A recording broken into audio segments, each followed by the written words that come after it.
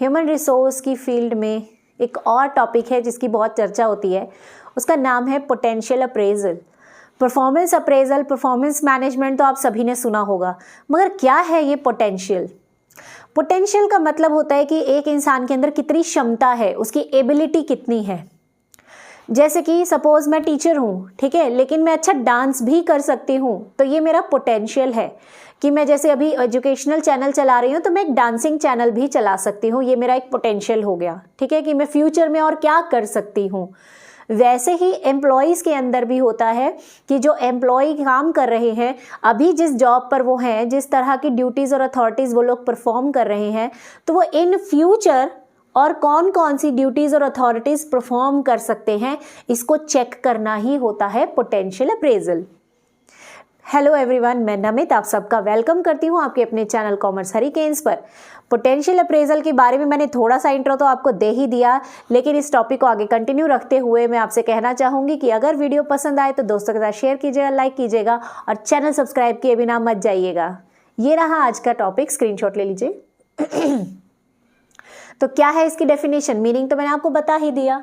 ये एक ऐसा प्रोसेस है जिसके ज़रिए हम अपने एम्प्लॉय के अंदर के पोटेंशियल को पहचानते हैं, यानी उसके अंदर कितनी क्षमता है उसको पहचानते हैं, ताकि हम ये देख सकें कि उसको फ्यूचर में और क्या क्या जॉब्स दी जा सकती हैं, ठीक है। It helps to identify an employees strength. इससे हम एक एम्प्लॉय की स्ट्रेंथ, यानी उसकी क्या ताकत है, उसके अंदर क्या कैपेबिलिटीज़ है, वो जज कर सकते हैं। उसकी वीकनेसेस का पता लगा सकते हैं और साथ ही साथ ये भी देख सकते हैं कि उसके अंदर क्या पोटेंशियल है फ्यूचर के लिए, ठीक है। ये आइडेंटिफाई करता है आपके अंदर के हिडन टैलेंट को, जो छुपी हुई प्रतिभा है एम्प्लॉयज़ के अंदर, उस टैलेंट को उभारने की कोशिश करते हैं हम पोटेंशियल अप्रेजल के जरिए। अब सवाल ये होता है कि हमें क्यों जानना है कि हमारे एम्प्लॉय के अंदर क्या पोटेंशियल है? बताइए, क्यों जानना चाहते हो आप? यस, बिल्कुल सही पहचाना आपने। हम ऐसा इसलिए करते हैं ताकि हमें पता रहे कि जिस एम्प्लॉय के साथ हम जुड़े हुए हैं, आगे फ्यूचर में वो और कौन कौन सी ड्यूटीज़ एंड रिस्पॉन्सिबिलिटीज संभालने के लायक है, ताकि हम उसे वो काम दें। बाहर से किसी को अपॉइंट करेंगे, ट्रेनिंग देंगे, टाइम खराब होगा, पैसा भी खराब होगा। लेकिन अगर हमारे एम्प्लॉयज़ के अंदर काबिलियत है तो क्यों ना हम उन्हीं से काम करवाएं, है ना। इसीलिए हम पोटेंशियल अप्रेजल करते हैं, ताकि हम फ्यूचर में उनसे और अच्छे काम करवा सकें। कुछ टेक्निक्स हैं जिनके ज़रिए आप अपने एम्प्लॉयज़ की पोटेंशियल को पहचान सकते हो। फर्स्ट है पीयर अप्रेजल। पीयर होता है आपके दोस्त, आपके साथी। तो जिन लोगों के साथ आप काम कर रहे हैं, जो एम्प्लॉय है ना, उसके साथ जो कलीग्स हैं, जो उसके फ्रेंड्स हैं, उनसे बातचीत करके उस इंसान के बारे में फीडबैक ले सकते हैं, उस पर्सन के बारे में हम इंफॉर्मेशन कलेक्ट कर सकते हैं, ठीक है। Next, management by objectives. जब हम, आपने ये सभी ने सुना होगा MBO वाला कॉन्सेप्ट। इसमें क्या होता है कि जब हम ऑब्जेक्टिव्स बना रहे होते हैं ना, तो हर एम्प्लॉय अपने लिए खुद से ऑब्जेक्टिव बनाता है, फिर वो उनको अचीव करता है ना।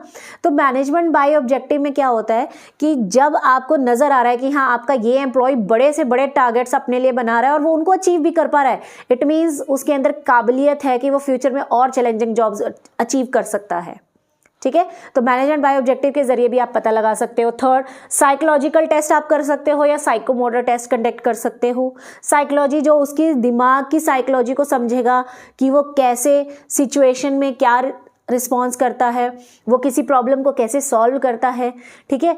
और साइकोमोटर में क्या होता है कि वो किस तरह की मशीन्स को या कंप्यूटर्स को हैंडल कर सकता है, किस तरह की एक्टिविटीज़ वो परफॉर्म कर सकता है। इस तरह से कुछ टेस्ट कंडक्ट करके भी हम उसका पोटेंशियल चेक कर सकते हैं। Superior appraisal. सुपीरियर होता है यानी एम्प्लॉय का जो हेड है, जो उसका सुपीरियर है, उससे हम उसकी अप्रेजल करवा सकते हैं, उसके बारे में फीडबैक ले सकते हैं। लीडरशिप एक्सरसाइजेज, यानी हम क्या कर सकते हैं कि अपने एम्प्लॉय को एक लीडर बना देंगे एक टीम का, और फिर बोलेंगे इस टीम को लीड करो, इनसे काम करवाओ। तो जितने एफिशिएंटली वो काम करवा पाएगा, वक्त पे टारगेट्स अचीव कर पाएगा, इट मीन्स वो इंसान अच्छा लीडर बन सकता है, अच्छा मैनेजर बन सकता है। उसकी पोटेंशियलिटी वहाँ से पता चलती है। नेक्स्ट आता है रोल प्लेइंग। रोल प्लेइंग क्या होता है कि किसी और का किरदार निभाना, ठीक है। जैसे आप सभी ने अगर देखा हो कभी स्कूल में या कॉलेज में, कहीं आपने कुछ प्ले वगैरह किया हो, आपकी मदर, फादर या डॉटर, या फिर आप पेड़ बने हो या कोई एनिमल बने हो या राजा बने हो, कोई ना कोई रोल आपने प्ले किया होगा।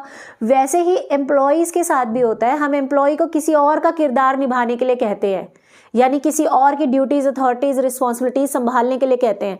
और अगर वो इंसान उन चीज़ों को अच्छे से कर पा रहा है, हैंडल कर रहा है, इट मीन्स हम उस इंसान को फ्यूचर में उस पोस्ट पर बिठा सकते हैं।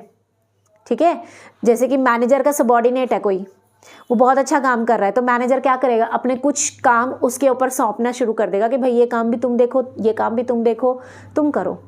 और जब आपका एम्प्लॉय वो काम अच्छे से कर पाएगा तो आपको पता चल जाएगा कि फ्यूचर में ये मैनेजर बन सकता है किसी ना किसी डिपार्टमेंट का। ठीक है ना, तो इस तरीके से हम उनके पोटेंशियल को चेक कर सकते हैं। टॉपिक बहुत इंटरेस्टिंग था और बहुत ईजी था। कमेंट सेक्शन में ज़रूर बताइएगा वीडियो कैसी लगी। Till then bye bye, have a good day.